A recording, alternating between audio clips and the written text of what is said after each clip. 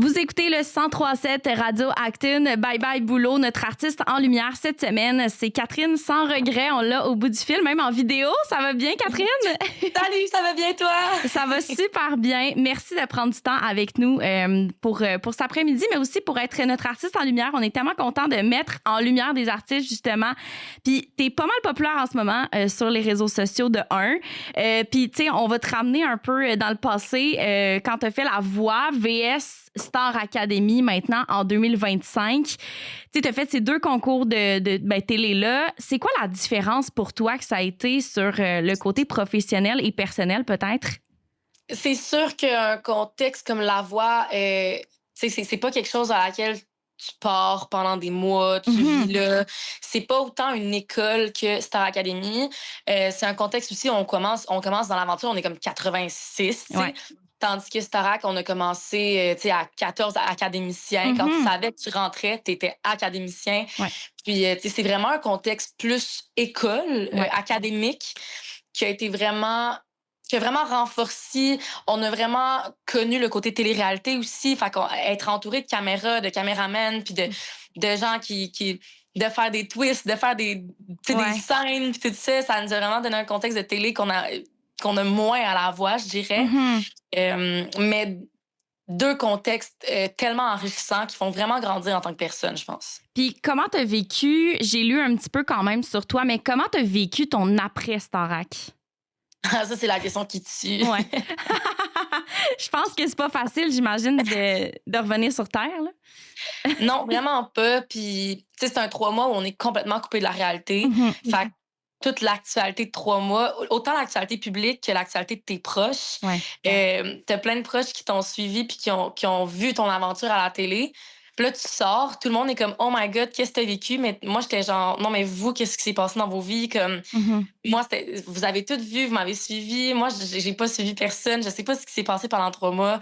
Puis je dirais que le côté d'être complètement déconnecté de la réalité, d'être déconnecté de nos proches aussi, ça l'a vraiment pris plusieurs mois avant que je recommence à connaître mon entourage, mettons. Ouais, Fait je que comprends. c'est vraiment difficile, la retomber sur Terre, mais là, ça va mieux. Ouais. Écoute, t'as fait partie du collectif, je veux pas dire t'as fait parce que t'en fais encore partie, mais partiellement du collectif Classe Moyenne. Pour toi, parce que je sais que vous avez comme ressorti de la musique aussi dernièrement avec Classe Noisette, comme tune de Noël.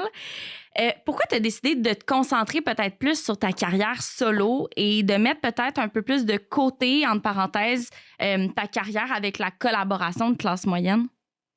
Je dirais que en sortant de Starac, j'avais besoin de me retrouver en tant qu'artiste. En fait, le processus de Starac a vraiment été une grande découverte. Je pensais pas que ça allait être un processus autant personnel. Ouais. Moi, dans ma tête, je m'en allais chanter, je m'en allais travailler. Finalement, j'en ai appris beaucoup sur moi. Ça a vraiment été un choc personnel qui a fait qu'en sortant, les gars partaient en tournée pour l'été. Puis moi, j'avais besoin de ratterrir sur Terre, justement. Moi, j'étais complètement déconnectée. Puis j'avais un choc aussi personnel, ce qui a fait que je leur ai dit « Hey, je peux vraiment pas embarquer dans la tournée parce qu'en ce moment, je suis pas là dans mon corps et dans ma tête. » Fait que ça m'a détaché du projet. Puis là, depuis, je dirais que c'est ça, je suis vraiment concentrée sur Catherine Sans Regret parce qu'il y a beaucoup qui s'en vient. Puis une carrière implique tellement, c'est tellement de travail que je dirais que d'être sur 2 projets en même temps, ça serait vraiment beaucoup demandé. Parce que sincèrement, en étant juste sur ma carrière en ce moment, mes semaines sont pleines. T'sais. Fait que je sais pas comment je me pitcherais ailleurs. Je suis vraiment contente de pouvoir travailler sur mon projet. Là. Puis, tu sais, en parlant aussi des collaborations, je sais quand même que tu as fait des collabs avec Fred Dionne pour Eldorado. Tu as fait aussi des collabs avec King Melrose. Est-ce que donc c'est quand même quelque chose que tu as envie de poursuivre, tu sais, de faire quelques collabs avec d'autres artistes, mais quand même de te concentrer principalement sur toi? Tellement.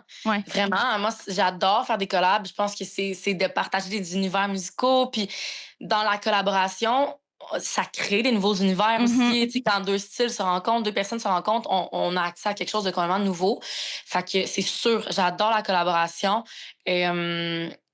mais à titre de Catherine sans regret, tu sais, parce que dans la collaboration, ce qui est dangereux aussi, c'est de devenir l'autre. C'est vraiment important de s'assumer puis de savoir qui on est.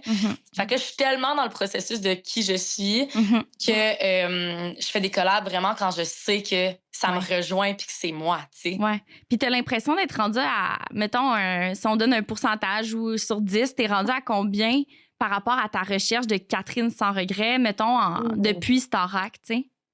Ah, c'est bon. Pour vrai, je dirais que je suis rendue à un 7,5, genre. Quand même. Fait que, tu sais, t'es quand même... C'est plus que haut que la note de passage. Oui, puis je dirais qu'en tant qu'artiste, on dira jamais qu'on est à 10 non plus. Non. Parce que ça évolue constamment. Puis je pense que le maximum n'existe pas. Ouais. Mais ce qui touche proche de 10, c'est parce que je pense que je me connais de plus en plus. Oui, effectivement. Puis si on regarde un peu ton monde musical, bon, tu as sorti des chansons très personnelles à toi, tu sais, comme, bon, on peut pas passer sous le silence la chanson Minable, premièrement. La chanson aussi que tu as performée à Starac, Par où partir, qui m'a vraiment, moi, ça m'a complètement jeté à terre, cette chanson-là. C'était dans le moment où je perdais mon grand-papa, fait que ça m'a vraiment beaucoup mis dans les émotions. Puis je sais qu'il y en a plusieurs à l'écoute qui sont pas mal dans le même bateau que moi, tu sais. Fait que t'es dans le mode très émotif, personnel.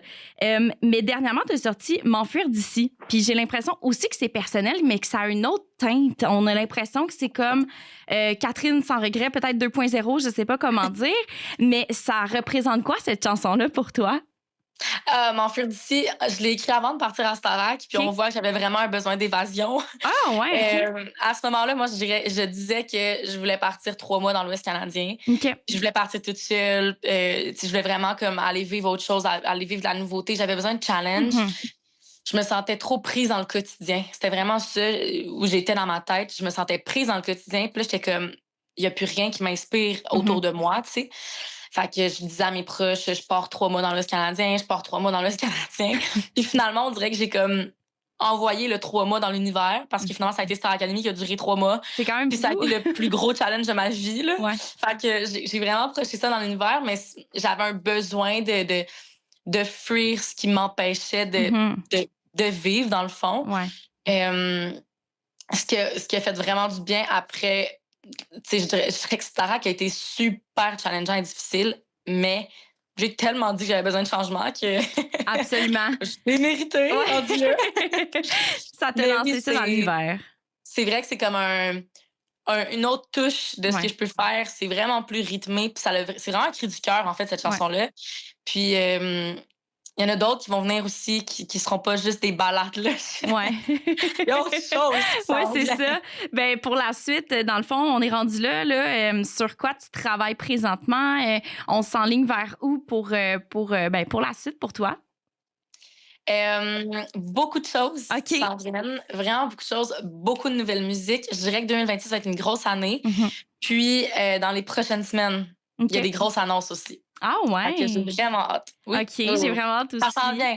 Vraiment rapidement, dans les prochains jours, prochaines semaines, il y a des grosses annonces. Fait que j'ai vraiment hâte à la suite. Fait que là, dans le fond, on s'enligne pour de la nouvelle musique, j'imagine, pour 2026. Ah oui. On s'enligne pour tout.